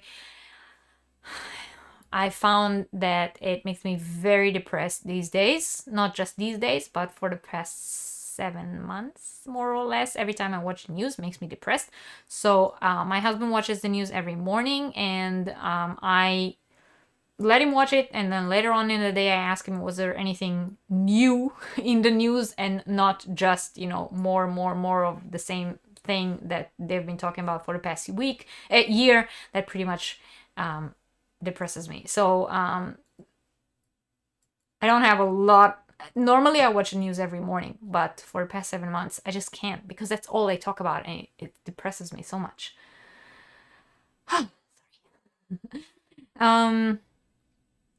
Lori says she's going to use a 1-weight for the first time this week to make baby socks. Suppose it might be surprise and you like it. Oh yeah, maybe you will.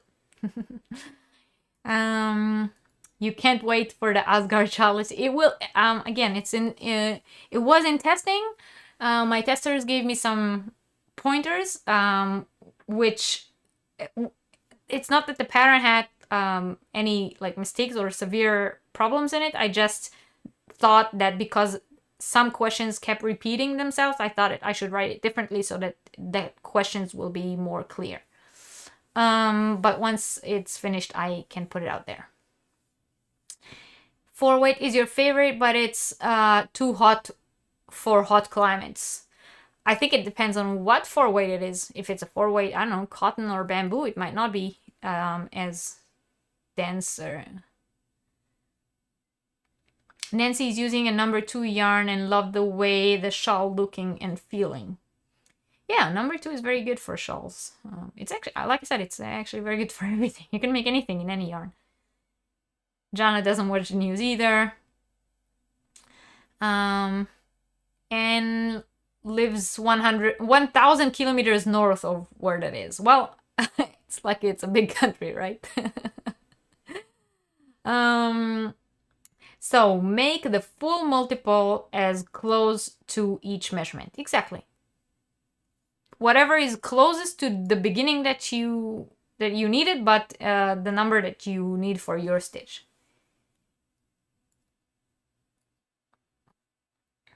Seems that winds were bad down there in Cape Town. Yeah. I hope Ursula is okay. Well, Ursula is not in Cape. No, she's no. Actually, Ursula is not there either, isn't she? Yeah, she's not.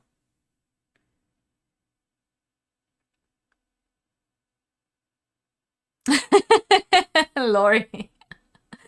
Small yarns, delayed gratifications, and crochet faster. Hello.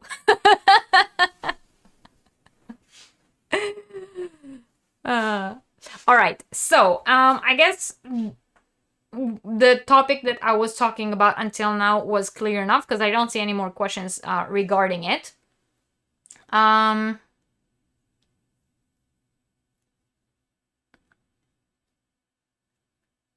I would love to see that, Lacey. Would totally love to see it.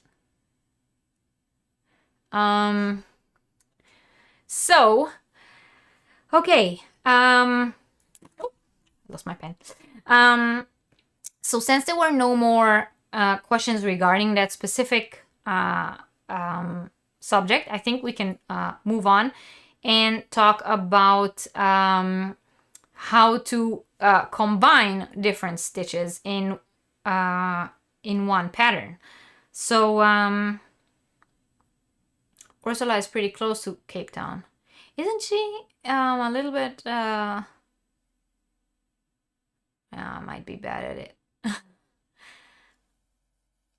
I really thought that she said that she lives like in the Cape Town area, but not physical. That it's map wise it's close, but not. But I might be wrong. Okay. All right, Lori. Thank you for being here. I appreciate that. So I'm going to move on. So the next thing I wanted to talk about is we spoke about how to take a specific construction that I want to make and make it in the stitch that I want to make. But now what if I want to combine different stitches in that construction? So I have this stitch that I want to make and I want to work that for so-and-so rows and then change to a different stitch and then change back or change again to a different stitch, but still keep the construction of the garment that I wanted. Oh, 45 minutes north. Yeah, okay. Thank you, Jana. I thought it was more. Maybe that's why she's not here. I will try to talk to her later.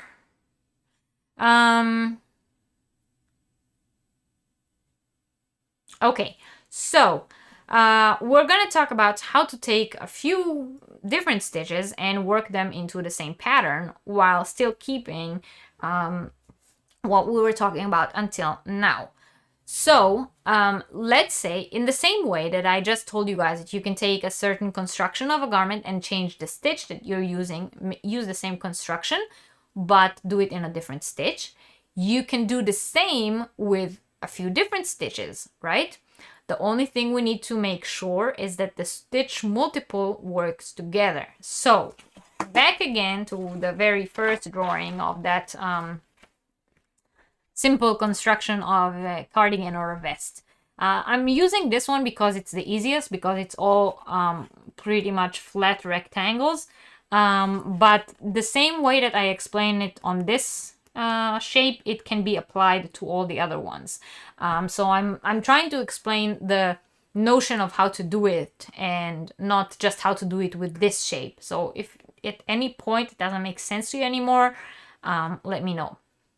Okay, so let's say I'm using this construction again, and I have 3 different stitches that I want to use, and I want to alternate So do a few rows in this stitch, and then a few rows in that stitch, and then a few rows in that stitch.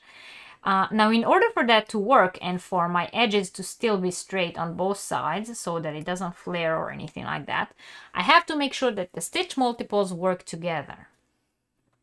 That means that the 2 or 3 or however many different stitches that I choose to use for my pattern, they all have to have either the same multiple or the overall number of stitches that I started with need to be able to be divided into all the different stitch multiples. Okay, so let's say my beginning chain is a chain of 30, and the first stitch that I'm using is a multiple of 3. Okay, that works. And the second chain, the stitch that I use, needs to be another stitch, but that the chain of 30 still works with it. Otherwise, I will have extra stitches, not enough stitches on each side, and my stitch count wouldn't work. Okay, now, was that clear? I know this sounds like mathematical and everything, but what can we do? There's a lot of mathematics to designing. So in order for this rectangle to remain a rectangle and not flare or whatever in any side, or me having to work just plain double crochets in the sides to keep the stitch count, the overall length that I started with, the overall number of chains, the number of stitches that I work every row, has to be dividable in all the different stitch multiples of all the different stitches that I choose to do. So if I choose 2 different stitch designs, one is a multiple of 4 and one is a multiple of 5, then my overall number of stitches that I work with has to be a number that can be divided by 5 as well as by 4. I hope that when I explain it this way, it's easier. And then later on, when I get to this point to where I work these 2 parts, the length of each of these has also to be something that is dividable by both of those numbers. So I have to keep that math all through my garment. That's also correct for this kind of construction, to the front and back kind of construction. It's also correct for the baby dress construction, and of course to any other construction that we were talking about. So for example, one row would have a stitch count of 3, and the second one could have a stitch count of 5. Yes, as long as the overall number of stitches can be divided in both 3 and 5. Otherwise, the next row wouldn't work again. You understand?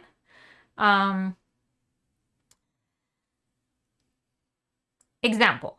I want to work the houndtooth stitch, okay? Which is a multiple of 2. And I want to work it for 10 rows. And then for the next 10 rows, I want to work the basket weave stitch, where each strand is 4 stitches. So my overall number of stitches in the row has to be a multiple of 2, so it has to be an even number, as well as a number that can be divided into 4, because the basket weave is a repetition of 4. If your example of 30 stitches count of 30 chains. Okay, you got it. Okay? Same with whatever I'm working on. Even if, like I said before, if it's a hat, if it's a sweater, if it's a dress, and you remember we were talking about working from the top down, how we increase every round, but we have to keep the increases to the multiple that so that our stitches will still work. That is also correct for when I'm using 2 different stitches. So when I'm increasing the circle or the square or whatever it is that I'm working top down, I have to remember, okay, my next row has to be a multiple of 5 so that stitch will work. And then the next row has to be a multiple of 7 so that the next stitch will work.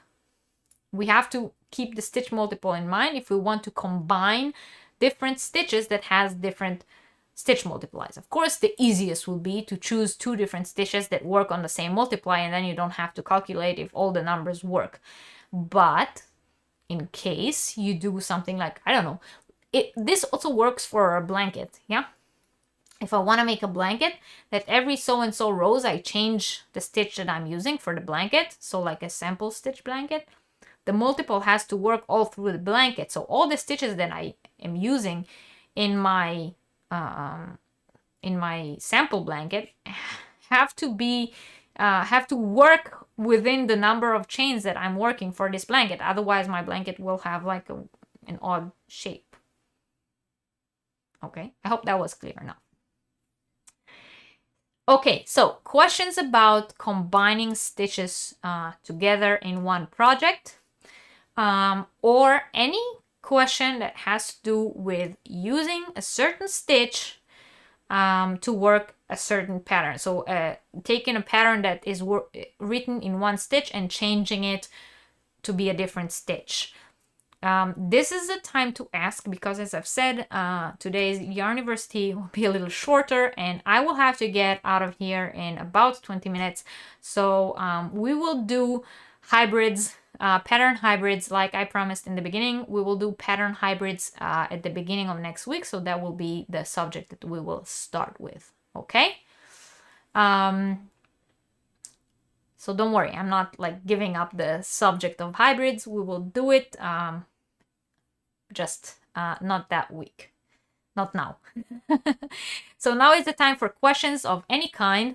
Also, now is the time, if you haven't yet, to still enter into last week's giveaway. I will pull the winner for that in just a little bit. I remind you also, when this video is over and we go into replay, to come back and comment on this specific one so that you will be entered into this week's giveaway. Yeah, don't forget, if you haven't yet, hit the like button. If you're not yet subscribed to the channel, please subscribe. Don't forget, we have 25% off on both Etsy and Teespring shops using this code YAY3K. It's only good until Monday, but it's good for anything and everything on both shops. Okay, so I will see if you guys have any other questions. All stitches just have to divide equally in the total stitch count per row. Exactly, Debbie. Yes, that is probably the easiest way to say it. I don't know why I didn't say it that way. I didn't drink much today. I guess we didn't cheer as much as we normally do today.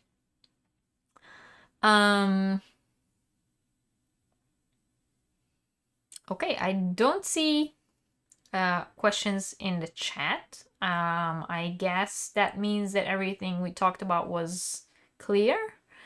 Bye,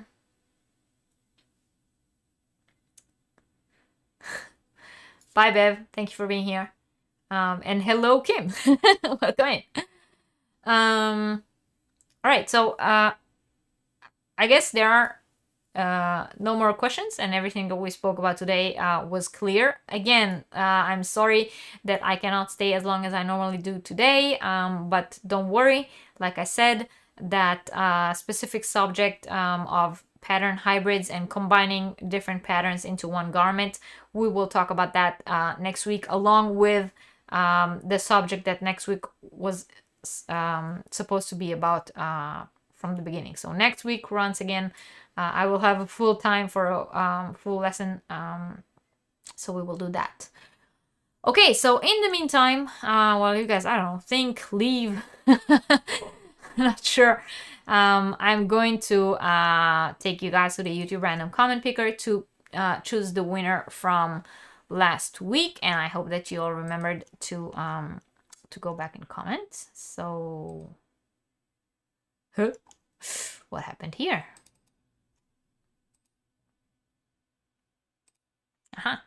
Okay, so I remind you that the winner will only be considered a winner if their comment actually has to do with what I said. I said the comment has to have to do with something that we spoke about in the class. It has to be, you know, a legitimate comment for someone who actually watched the lesson. And then if any other kind of comment will come up, I will choose another winner. Whoever's name comes up, and if you are the winner, contact me via email. Let me know that you are the winner. Send me your full address where you want your prize shipped. Don't forget to mention what country you come from.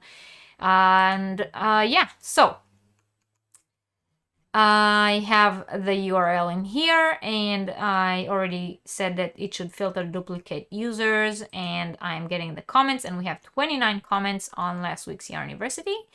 And let's see who wins. Good luck to everyone. And we have Christy, and Christy said she had to go back and watch from the beginning. You were lurking and couldn't comment. Congratulations on 3K. You love the idea of using the person's item to go on when making for them. My kids go to my kids get so mad when I make them try everything 10 times. 10,000 times. All right. So Christy actually is referring to something that, or some tip that I gave last week. So Christy Turley, I don't know if you're here. I haven't seen you today. Maybe you're lurking again. Maybe you'll be watching the replay. So you are the winner. Please don't forget to email me to claim your prize. I know you already emailed me today, not today, but this week once, to claim your prize from the 3K giveaway. But, you know, these kind of stuff happens. Sometimes you win more than once. So congratulations to you. And if you see Christy on any other, you know, YouTube haul this week, then let her know that she won. She should contact me. Hello, Wanda. Francis said, working symmetry out, that will be hard to do. Not sure what you're referring to, Francine. Maybe you can elaborate, please. Liz said she has to have to watch. Oh, she's going to have to watch the replay because you kept getting interrupted. Okay, well, that's what the replay is for. So, yeah, congratulations to Christy, and cheers. And thank you all for being here today. If you haven't yet, please don't forget to hit the thumbs up. If you're not yet subscribed to the channel, please subscribe. If you missed some part of today's lesson, you can always come back and watch the replay. And if you watched it all, please also come back to the replay so that you can, you know, comment down below and enter into giveaway. Yeah. This upcoming week, there will be some videos coming out during the week. I have a very big yarn swap that came in this week, as well as the Mermaid's Purse yarns that should be arriving tomorrow, hopefully. I hope the mail will not disappoint me, and we will see the April edition, or actually it might have been the March edition, I'm not sure anymore, of the Mermaid's Purse yarns yarn club. And as usual, I will be here again on Sunday for Yarniversity, and we will continue talking about design. And then the first subject that we will talk about will be, as I promised, pattern hybrids, and then we will move on to the next subject. So join us. And I will, as always, leave the chat running so that you can all say goodbye to one another. But I just want to say thank you all very, very much for watching. And I will see you next time. Bye.